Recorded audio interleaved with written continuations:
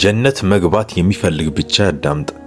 ጀነትን አብረዋችሁ መግባት ለምትፈልጓቸው ወዳጆቻችሁ ሼር ወይም ሜንሽን አድርጓቸው። ወደ ጀነት የሚያዳርሱ በጣም ብዙ መልካም ስራዎች አሉ። ከነዛ ውስጥ በአላህ ፍቃድ 19 መንገዶችን እነግራችኋለሁ። ቢያንስ ከ19ኙ ውስጥ 5ቱን ለመተግበር እንሞክር ኢንሻአላህ። በስተቀኝ በኩል ያለውን ቀዩን የፕላስ ምልክት ያልነካ ካለ መንካቱን ያረጋግጥ። ወደ ጀነት የሚያዳርሱ 19 መንገዶች። አንደኛ፣ በአላህ አንዳችም ነገር ሳያጋራ ከአላህ የተገናኘ ሰው ጀነት ገባ። ሁለተኛ፣ በአላህና በመልእክተኛው ያመነ ሰላትን በትክክል የሰገደ ረመዳንን የጾመ አላህ ጀነት ሊያስገባው ግድ ነው።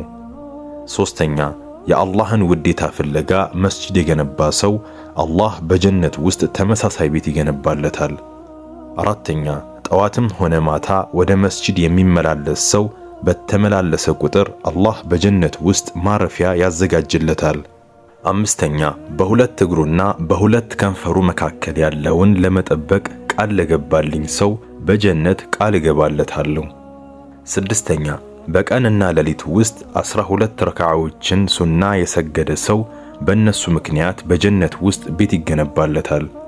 ሰባተኛ፣ ዕውቀት ፍለጋ መንገድ የገባ ሰው በዚያው ምክንያት አላህ ወደ ጀነት መንገድ ያገራለታል። ስምንተኛ፣ አንድ ሰው ውዱን አሳምሮ አድርጎ በሙሉ ሐሳቡን አሰባስቦ 2 ረካዓዎችን አይሰግድም ጀነት የጸናችለት ቢሆን እንጂ።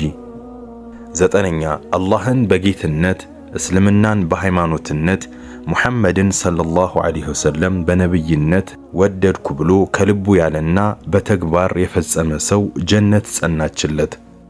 አስረኛ፣ የመጨረሻው ቃሉ ላኢላሃ ኢላላህ የሆነ ሰው ጀነት ገባ። 11ኛ፣ ለአላህ 99 ስሞች አሉት፣ ለ100 አንድ ሲቀር እነርሱን ጠንቅቆ ያወቃቸው ጀነት ገባ።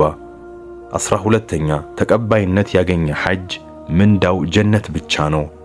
13ኛ፣ እኔና የቲምን የሚንከባከብ ሰው ጀነት ውስጥ እንዲህ ነን። 14ኛ፣ ሰላምታን ያበዛ የተቸገረን ያበላ ሰዎች በተኙበት የሌሊት ሰላት የሰገደ ጀነትን በሰላም ይገባል።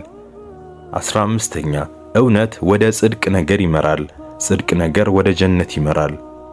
16ኛ፣ በሽተኛን የጠየቀ ወይም ወንድሙን የጎበኘ አማርክ አካሄድህም ምንኛ ማረ ከጀነት ማረፊያ ተዘጋጀልህ በማለት ተጣሪ ይጠራዋል።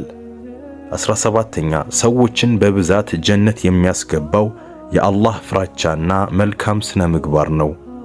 18ኛ፣ እኔን የታዘዘ ጀነት ገባ፣ እኔን እምቢ ያለ በእርግጥ አመፀ።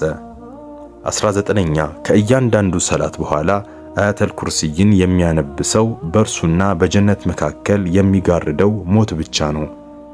ሙሉን ላደመጠ አላህ ይዘንለት። አላህ ሁላችንንም በጀነተል ፊርደውስ ይሰብስበን።